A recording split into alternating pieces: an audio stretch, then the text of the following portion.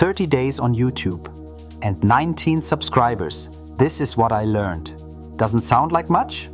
Maybe, but every big channel started exactly like this. Now, I hope we can hit the 1000 subscriber milestone together. Today, I'm sharing my most important learnings from my first month on YouTube. What works? What doesn't? What tools do I really need? And if you want to know why I have only 19 subscribers and not 300, then watch until the end. So, let's dive into my journey. Learning 1. Just get started. If you're thinking about starting a YouTube channel, there's only one piece of advice. Start now. As Hormozi says, the best time to start is tomorrow, meaning start today. It's true what everyone says, you'll regret not starting earlier. Why? Because you learn an incredible amount, but only if you actually do it. YouTube is a huge playground. You can upload, delete, and edit videos. You can even rename your channel from education to music if you want. In the beginning, no one cares. The most important thing, nobody cares about you. No one cares if your first video is perfect. YouTube doesn't push new accounts right away. Without subscribers, without an audience, you're just a small fish in a huge ocean. So don't overthink, just do it. Learning 2. YouTube is fun and passion. Why am I even doing this? Because it's fun. I love airplanes, flying, and storytelling. If my videos make even one person a little happier, then all the effort was worth it. YouTube is a marathon, not a sprint. If you're only chasing quick success, you'll be disappointed. But if you love your niche, enjoy being creative, and have fun making videos, you'll succeed in the long run. Learning 3. Separate your accounts wisely. A common mistake many beginners make. Starting everything under one YouTube account. Google initially allows only 3 YouTube channels per account. That's why it's smart to create separate Google accounts for different projects from the start. Why? More control and better organization. Independence between channels. Also, YouTube has some restrictions for new channels. No links in descriptions, no videos over 15 minutes unless the phone number is verified. No linking to other channels without an ID check. Conclusion. First, build, optimize and grow one channel. Then expand. In the beginning, it doesn't make sense to start 10 channels at the same time. That's why YouTube limits this. Focus instead of chaos. Get one channel to 1000 subs before starting the next one. Every channel takes time, a lot of time. Learning 4. What do you really need at the beginning? Many people think they need expensive software and high-end equipment. Wrong! At the beginning, you only need 2 things. A smartphone, and only if you are running a face channel. CapCut. This is more than enough for your first videos. Even the free version is great. Maybe a good microphone, the Blue Yeti, around $100 is a solid choice. You can also go for a cheaper option at $30. Important? Don't invest too much in tools. It's better to start, experiment and improve as you go. Pro editing software for later. Final Cut Pro. $300 one time, Apple. DaVinci Resolve. $300, Hollywood standard. Adobe Premiere. Expensive subscription model. For thumbnails and logos. Canva or Affinity Designer. For scripts. Google Docs. Accessible from anywhere. For SEO and keywords, vidIQ, like a compass for YouTube. Without keywords, your video is like an airport in fog, with no lights or navigation beacons. Keywords are the guiding lights that help viewers find you. My tools. Since I'm still too small, I don't have any sponsors. Currently, I pay for only 3 tools. ChatGPT, Plus, 11 Labs, Replicate.com. ChatGPT Plus. I use ChatGPT for idea generation, editing, and rewriting scripts. Text revision, thumbnail creation, writing prompts for replicate.com. The real value of my Plus membership isn't always visible, but it helps streamline my workflow. 11 Labs. I use 11 Labs for voiceovers for some shorts and specific videos. However, your own voice is always the best choice. Footage and images. For footage, you can use Pixabay, Pexels, Storyblocks, or Artlist AI. But since these platforms are widely used, half the world relies on them. Creating your own images is always the best solution. They are original and you own full copyright. The best method for story-aligned images? AI-generated images. Initially, I used the brilliant tool Playground AI by Suhail Doshi, but he has since reworked it. Why was Playground AI so great? Because almost every prompt gave me the exact image I had in mind. Playground AI is now focused on logos and templates, but its model is still available via replicate.com. Sometimes I use the free version of Leonardo AI, which isn't bad, as it can even generate animated images. However, overall, I find it to be just average. The absolute expert in this field is AI Guide, one of my mentors. Check out his videos. He uses Leonardo AI extensively for video automation. My favorite, replicate.com. From my perspective, the best tool on the market is replicate.com.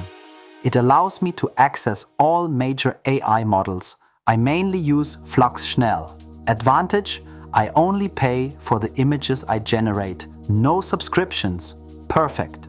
For replicate.com, you need a GitHub account, but it's worth it. It's extremely powerful and versatile. AI-generated videos. If you want to generate videos with AI, these are the only options I've tested so far. InVideo AI or Pictory AI. However, these tools are only somewhat useful as they rely on Storyblocks and other stock footage databases, which means you still have to do quite a bit of editing. A better alternative is TubeMagic by Matt Parr. With TubeMagic, you can automate everything: script writing, keyword research, video creation. Learning 5. Everything must be copyright free. Every video needs background music, especially shorts. Without music often feel incomplete, but finding copyright-free music is a real challenge. YouTube checks every video for copyright violations. I once used a song from CapCut and YouTube immediately flagged it as copyrighted. This can cause problems later, especially if you want to monetize your channel. That's why it's crucial to ensure that both music and images are copyright-free from the start. If you use third-party content in your videos, you should understand the fair use policy to avoid copyright issues. Where to find royalty-free music? YouTube Audio Library. Epidemic Sound, paid but excellent. Artlist. Subscription model. Learning. 6. The right niche and strategy. Most major topics are already dominated by established channels. So how can you still stand out? YouTube brings you viewers through two main ways: suggested videos, when YouTube promotes you; keyword search, when your titles, tags, and descriptions are optimized. That's why the right keywords are the key to success. They determine whether your videos get discovered or get lost in the crowd. Especially in the beginning, it's important to carefully choose the right keywords and strategically place them in titles, descriptions, and tags. Consistency and repetition of keywords in your videos also help to target the right audience. In my case, every video must include the keyword aviation. This ensures that my channel is clearly separated from historical or purely entertainment channels. Simply put, the right keywords are your compass. They guide viewers directly to your content. The ultimate YouTube formula show. people how to make money, and you will make money yourself. YouTube is more than just a platform. It's a creative community. You can experiment, change topics, and discover your strengths. Comments, discussions, and engagement are the heart of YouTube. Learning 7. Never start without passion. YouTube is work, and if you don't love your topic, you will eventually give up. But YouTube is not just work. It's also a journey of self-discovery. Imagine you're 12 years old. In front of you are a guitar, a drum, a flute, and a piano. 100 people are watching. They are waiting to see what you will play. You pick up the flute, you play the first notes, and suddenly the audience starts booing. Some cover their ears. It feels terrible. So you try the piano. Better. Some people clap. Then you pick up the guitar. The crowd starts cheering and celebrating you. This is exactly how YouTube works at the beginning. Sometimes you'll get it wrong. Sometimes things won't work right away. But if you keep going and experimenting, you will find your thing. Listen to your audience. They will show you the way. And once you've found your passion, become the best at it. Learning 8. Start small and learn. Many beginners make the mistake of starting with a project that is too big. Example, a 40-minute documentary about the fishermen of the Marshall Islands. More than 400 images and videos needed. Where to get them? That's the hardest way. The easiest way is sit in front of the camera and tell your story. If you want to start faceless, you need storytelling techniques, high-quality images and videos.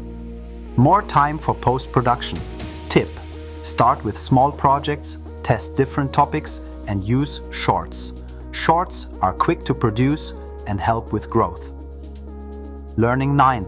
Writing a script with ChatGPT. ChatGPT is a useful tool, but it's not a replacement. Use it for idea generation, rewriting, summarization. But every script must have your personal touch. YouTube thrives on personality and real value. Learning 10. Editing. Do it yourself at first. Editing can take forever, but at the beginning, it's important to learn it yourself. Later, outsourcing. Good editors are worth every cent because they save you a massive amount of time. Once your channel grows and you start monetizing, it makes sense to delegate editing so you can focus on the content.